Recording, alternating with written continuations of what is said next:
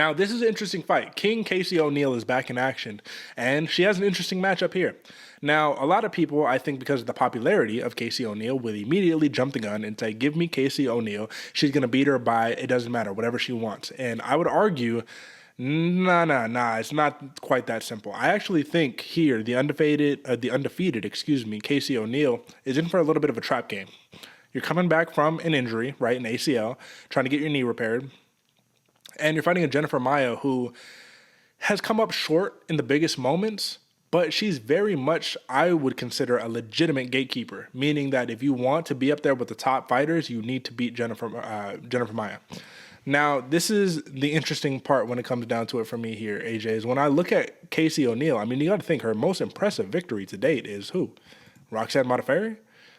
Which is cool, man. Shout out to Roxanne Modafferi. She fought her actually when she was probably the most motivated. This was her going away fight. This was I'm going to leave everything out there. And you left everything out there, a savvy veteran, and he still came up short to the young gun, which you got to love.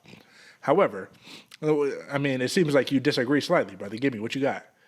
No. She did come up. I mean, it was a lot harder to fight. And I think I agree with you. I think O'Neill is in for a lot harder fight here against another vet. And that's what Modafferi was, man. It was a split decision.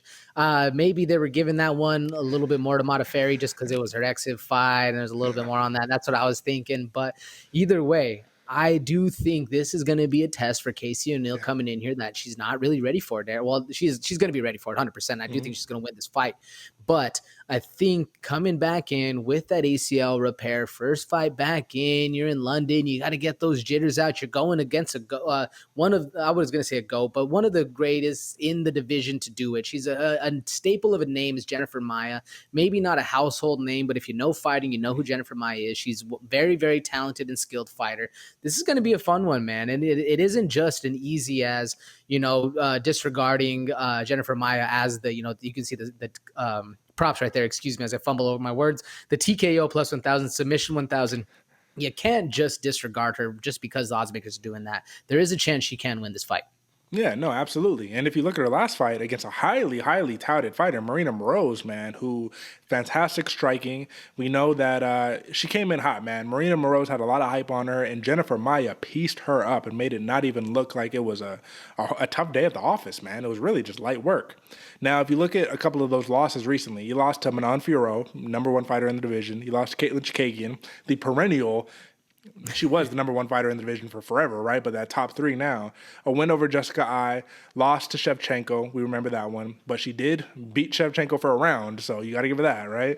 And then a win over Joanne Wood, another loss to Chikagian, win over Modafferi and Alexis Davis. Like you said, OG, man. She been doing it for a little bit. So I do think that Jennifer Maia, man, on the feet might be able to give Casey O'Neill some real fits. So my question is, can Casey O'Neill mix in those takedowns? And this is all predicated on, are you truly 100% back from that knee injury? And I think that you can be our resident knee expert here, given that you went through some knee stuff yourself, man. How long, and listen, we're armchair people right here, man. We break down the fights. We love watching the fights, but we're not professional athletes. Given that you're not a professional athlete, how long did it take you to truly mentally feel confident on the stability of your knee after you injured yourself?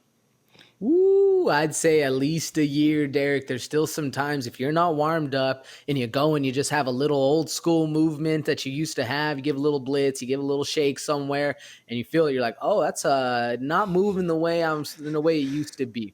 Especially the older you get, the harder it is. And Casey O'Neill's what, Derek? 30, 29? What is she? She's young, man. Let me see.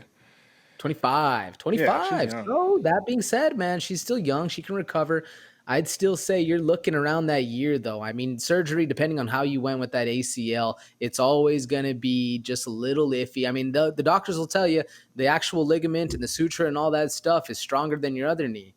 But it's still a repaired knee. You still have other things going on all around you. Your body's trying to incorporate itself in this new thing that's going on. There's a lot of moving parts, especially when you're shooting for takedowns against a savvy veteran who knows how to defend those takedowns, who knows how to hurt that one knee, or at least everybody knows it's out there. You got to be worrisome about it going into this fight. Yeah, you know what, man? That's something that I fail to think about sometimes, is that you're coming off that knee injury. there's nothing stopping your opponent from targeting that knee.